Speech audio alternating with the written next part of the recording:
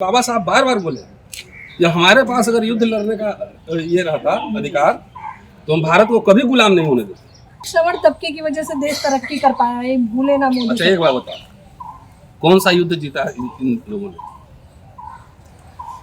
उधर से अफगानिस्तान से खैबर पास से 10, 20, 50 घोड़े पर टपर टपर करके आता था, लोग 2-4 थप्पड़ मार के पूरे देश पे कब्जा कर लिया। बताओ ना, इसका जवाब दो। 672 साल अगर मुस्लिम शासन काल यहाँ रहा तो उसकी दरबारी तुम किए कि नहीं? अब एक बात बताओ, अशोका यूनिवर्सिटी में जो हुआ कर रहा है जंतर मंतर, इससे तो पूछो तो कितने के बच्चे वहाँ पढ़ पाएंगे? शिव नाडार में कितने के बच्चे पढ़ पाएंगे? जरा पूछो ना। अमेरिका के इशारे पर जो कठपुतली की तरह डांस कर रहे हैं, कभी इजराइल जा रहे हैं, जबकि गांधी, नेहरू, अंबेडकर सब फिलिस्तीन के पक्ष में थे। खुलेआम जो है ना संविधान कभी चलाया जा रहा है, कभी धर्म संसद लग रहा है, हिंदू राष्ट्र की मांग हो रही है, पूरा भारतीय संविधान पे और भारतीय गणराज्य पर हमला है। इसको ऐसे समझने की जरूरत है, ये नहीं है कि किसी कम्युनिटी के बारे में। मोदी सरकार तो हुआ आप कर रहे थे ना, एकदम हिंदू राष्ट्र आ जाएगा, हिंदू राष्ट्र आ जाएगा, तो खतरा क्यों रहे?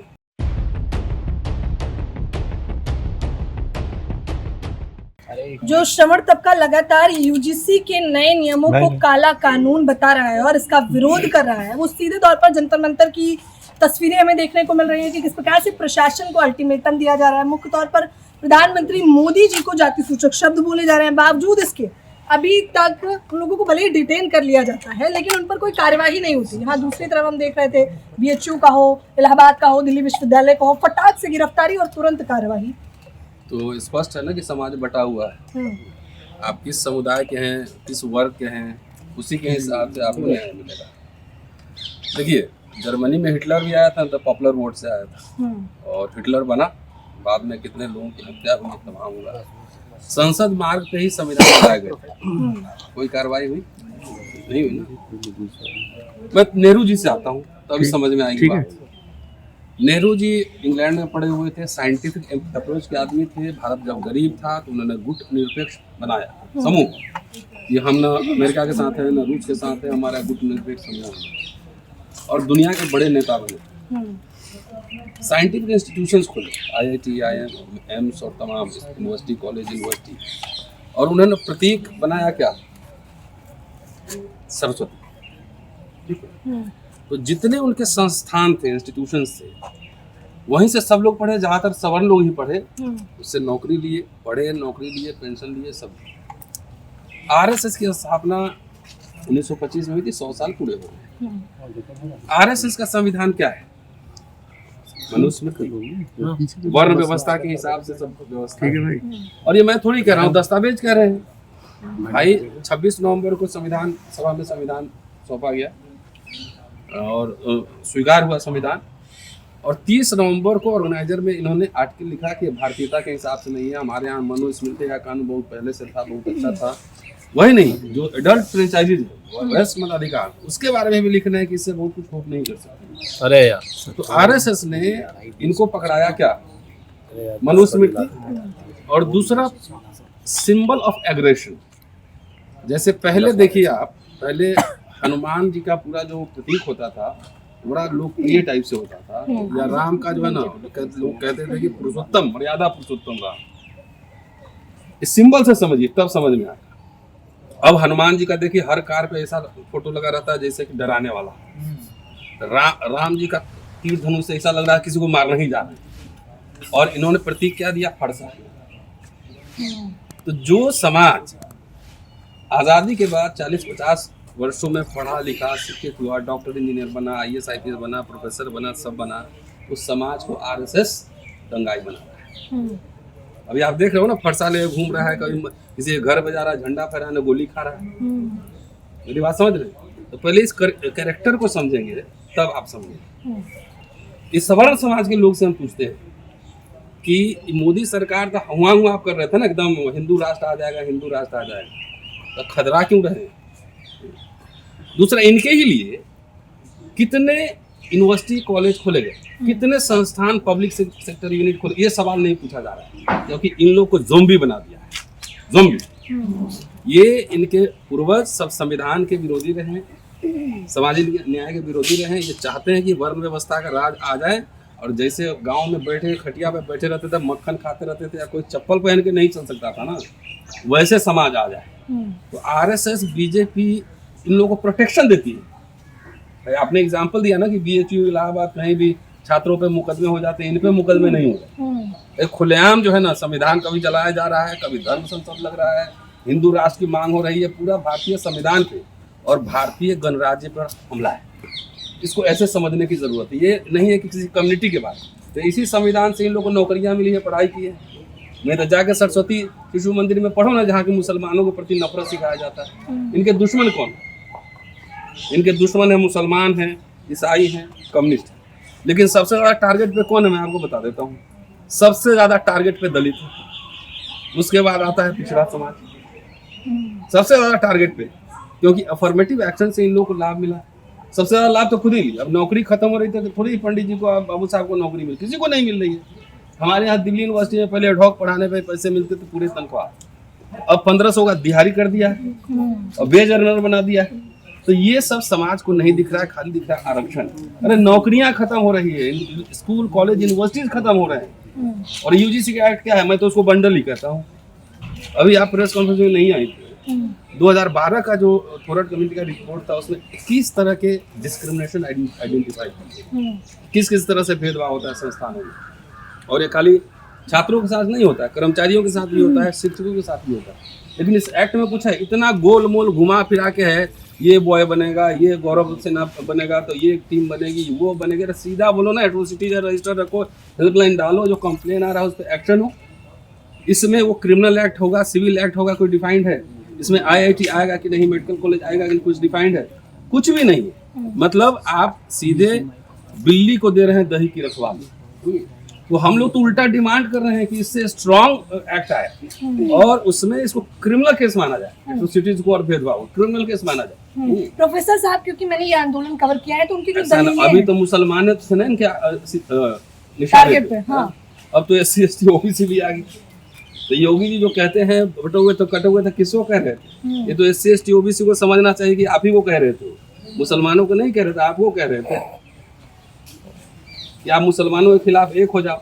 जब इलेक्शन खत्म हो गया तो अब कह रहे हैं कि अब तुम लोग SC ST OBC हो, कटो। इन्हीं के लोग सब, जितना करनी सेना और तमाम ऐसे लोग हैं जो आप देखेंगे, उनका रंग, कलर, वेशभूषा, एग्रेशन, लैंग्वेज, इन्हीं के लोग हैं ना। तो ये तो एक तरह से ये आरएसएस बीजेपी पता नहीं इस देश को कहाँ लेके जा रही है। फॉरेन पॉलिसी का तो भत्ता बैठा दिया, कोई इनका मित्र नहीं है। अमेरिका के इशारे पर जो कठपुतली की तरह डांस कर रहे हैं, कभी इजराइल जा रहे हैं, जबकि गांधी, नेहरू, अंबेडकर सब फिलिस्तीन के पक्ष में थे। लेकिन इनके शत्रु, इनके मित्र कौन होगा? इजराइल, क्योंकि वो फासिस्ट फोर्स है और ये भी फासिस्ट फोर्स है। भाई पहले भी हम लोग डेमोन्स्ट्रेशन करते थे, कांग्रेस की सरकार थी, तो एक्शन हमारे ऊपर थोड़ी होता।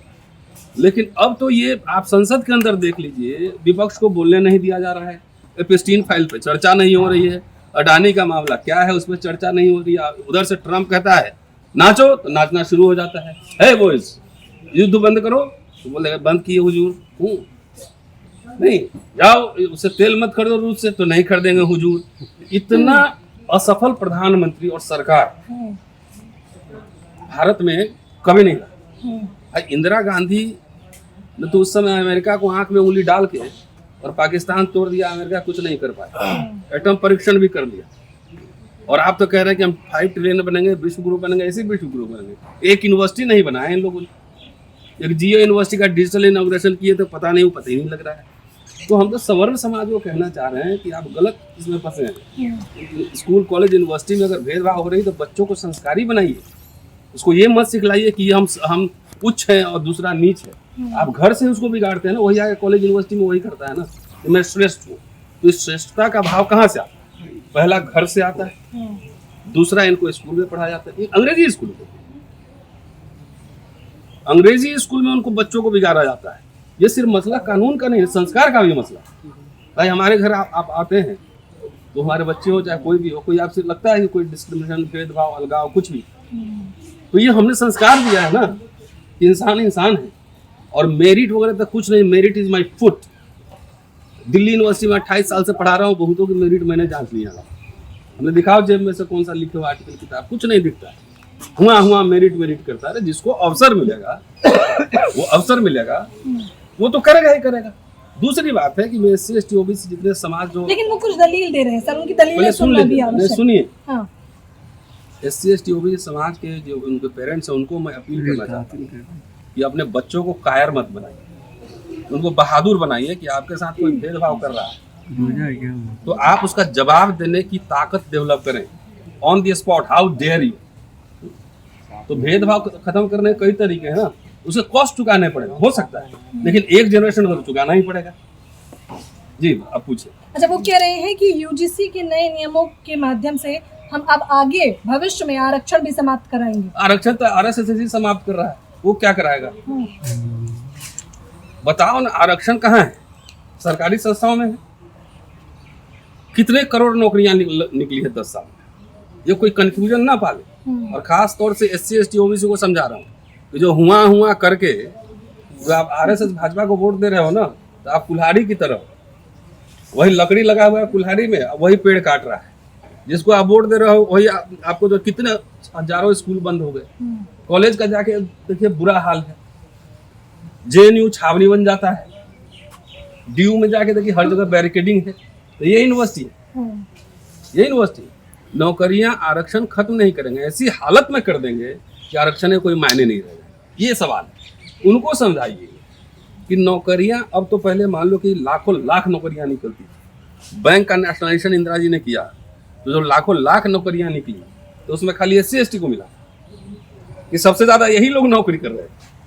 इसको पता नहीं है, जैसे दिल्ली यूनिवर्सिटी में एडहॉक को मोदी जी ने दिहाड़ी मजदूर बना दिया है, 1500 रुपए पर क्लास वाला। ये जो हुआ कर रहे हैं ना, इनके बच्चे भी दिहाड़ी मजदूर ही बनेंगे, अब होना शुरू हो चुका है। आप सुलभ इंटरनेशनल में जाके देखो ना, चले तो हिंदू राष्ट्र बनाने तो सब राष्ट्र पुरोहित थोड़े बने।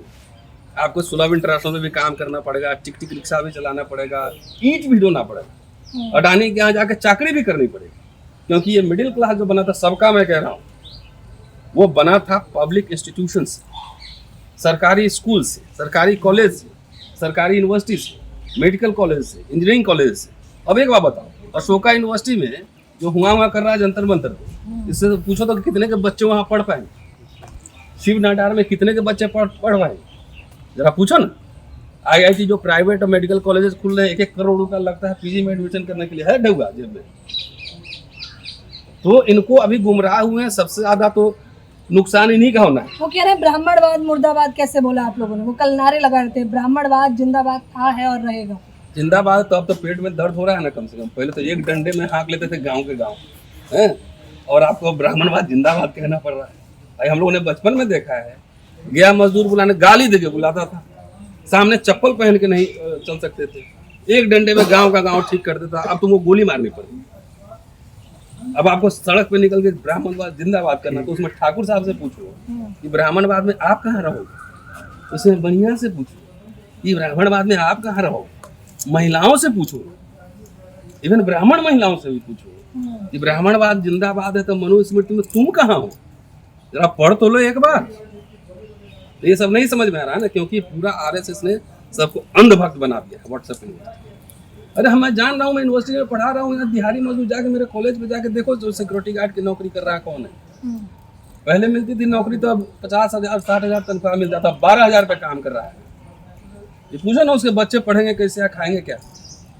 अब बीमार पड़ेगा तो कौन से हॉस्पिटल में जाएगा, पूछो। वो कह रहे हैं श्रवण तबके की वजह से देश तरक्की कर पाया है, भूले ना मोदी। अच्छा एक बात बताओ, कौन सा युद्ध जीता है इन लोगों ने? उधर से अफगानिस्तान से खैबर पास से 10, 20, 50 घोड़े पे टपर करके आता था, इन लोग 2-4 थप्पड़ मार के पूरे देश पे कब्जा कर लिया। बताओ ना, इसका जवाब दो। 672 साल अगर मुस्लिम शासन काल यहाँ रहा तो उसकी दरबारी तुम किए कि नहीं? औरंगजेब को गाली दे रहे हो, 19% से लेके 37%, 33% तक मनसबदार उनके सवर्ण थे। अकबर के राज दरबारी कौन थे? औरंगजेब का फाइनेंस मिनिस्टर कौन था? पूछो ना, पंजाब के ही थे, हिंदू ही फाइनेंस मिनिस्टर। तो आप तो उस थाली में खाए हो, हम लोग नहीं खाए। आप तो मुस्लिम शासकों के साथ कोलैबोरेशन करके मजे ले रहे थे। आप मनुस्मृति के हिसाब से चल रहे थे, उस या के हिसाब से चल रहा था, उसमें दलित पिछड़ा कहाँ था? तो उनकी थाली तो आप खाए हो। जाके पढ़ो ना पहले वहाँ पे कितने लोग वहाँ पे थे, ये पढ़ते नहीं। अंग्रेज आया 10 20 50 आया, उधर जहाज लगाया, इनको पीट पाट के पूरा भारत ही कब्जा कर लिया। अरे हमारे हाथ में अगर बाबा साहब बार बार बोले या हमारे पास अगर युद्ध लड़ने का ये रहता अधिकार, तो हम भारत को कभी गुलाम नहीं होने देते। और इसका एग्जाम्पल भीमा कोरेगांव है ना, 500 लोग जाके कूट काट दिया वहाँ पे, जब हमारे हाथ में आपने हथियार नहीं दी। तो पूछो ना कि ब्राह्मणवाद में ठाकुर साहब कहाँ रहेंगे, महिलाएं कहाँ रहेंगी, करो ब्राह्मणवाद। तो ये तो अब आर पार हो गया है कि आरएसएस जो भारत को आरएसएस प्राचीन युग में लेके जाना चाहता था, वो तो दिख रहा है। आपको SC ST OBC समाज को समझना है, उनके नेताओं को समझना है कि वो आवाज खोलेंगे कि नहीं अपने हक हकूक के लिए, अपने बच्चों के सुरक्षित भविष्य के लिए। वो आंदोलन करेंगे कि नहीं, कि जेल जाने से डरेंगे, मुकदमा होने से डरेंगे। ये तो उनको सोचना है ना। आरक्षण वैसे खत्म, ये 10 साल और रह गया सरकार में। अच्छा कितनी नौकरियां हैं जरा बताना मुझे? खाली पुलिस और सेना रह जाएगा, इनकम टैक्स वाले रहेंगे। पार्लियामेंट के अंदर चाहे पूरे देश में, चाहे यूनिवर्सिटी में, हर जगह क्लास 3 और क्लास 4 ये कॉन्ट्रैक्चुअल हो चुका है। रेलवे निजीकरण हो चुका है। एयर इंडिया मोदी जी बेच चुके हैं। रेल का आधा निजीकरण हो चुका है। एयरपोर्ट बेचा जा चुका है अडानी के पास। अभी तो LIC भी जाएगा। और जितने नवरत्न महारत्न कांग्रेस ने बनाई थी, धीरे धीरे सबको बेचेंगे। और उसमें मान लो एक एग्जांपल दे रहा हूँ, 30,000 कर्मचारी है और पूरा मान लो कि SC ST OBC का आरक्षण लागू हो गया, तब 15,000 तो 15,000 तो सवर्ण भी नौकरी कर रहे थे ना। वो नौकरियां खत्म हो गई तो 30,000 में दिहाड़ी तुम भी करोगे। और समझ रहे हो कि अगर मनुस्मृति के हिसाब से भारत आ जाएगा, पूरा ब्राह्मणवाद हो जाएगा और चलेगा, मुझे लगता है कि महिलाएं और तमाम लोग मिलकर ये धकेल रहा है, एक तरह का गृह युद्ध में धकेल रहा है। कौन डरेगा? कौन की जब तुमको बोलेगा कि चप्पल उतार के चलो चल लो, तो ये तो इस युद्ध में एक तरह से धकेल रहा है। तो ये इसलिए पूरे देश को, सवर्ण समाज को समझने की जरूरत है कि आप समझ रहे कि मध्यकाल में रहेंगे या घोड़ा पे चलेंगे, हाथी पे चलेंगे, तुड़ही बजेगा और सब नीचे नीचे हुआ करते चलेंगे। वो नहीं होने वाला, वो नहीं हो सकता। भले नौकरी रहे ना रहे। अरे दलित लोग तो मजदूर था, मजदूरी कर लेगा। आपने सोचो आप क्या करोगे? तलवार लेके जो है ना, जाइए वहाँ पे क्या बोलते हैं ज्वेलरी हाउस में, इतने बड़े बड़े मूंछ रहते हैं, बंदूक लेके खड़ा रहता है, कितना तनख्वाह मिलता है जरा पूछो, जरा पूछो ना। तो खाली SC ST थोड़े ही है ना। ज्वेलरी शॉप पे जाओ, स्वीट शॉप पे जाओ, मैं तो देखता हूँ, कई बार पूछता हूँ। इवन एयरपोर्ट तो वॉशरूम में जाओ, मैं तो जाता हूँ तो हाथ से मैं पूछता रहता हूँ क्या है, क्या हाल है भाई। तो उसमें क्या लग रहा है तुमको? एयरपोर्ट के इसमें खाली वाल्मीकि काम कर रहे हैं? सॉरी, जरा कभी जाना तो पूछ लेना, हल्के से पता लग जाएगा। ठीक है सर, शुक्रिया, थैंक यू।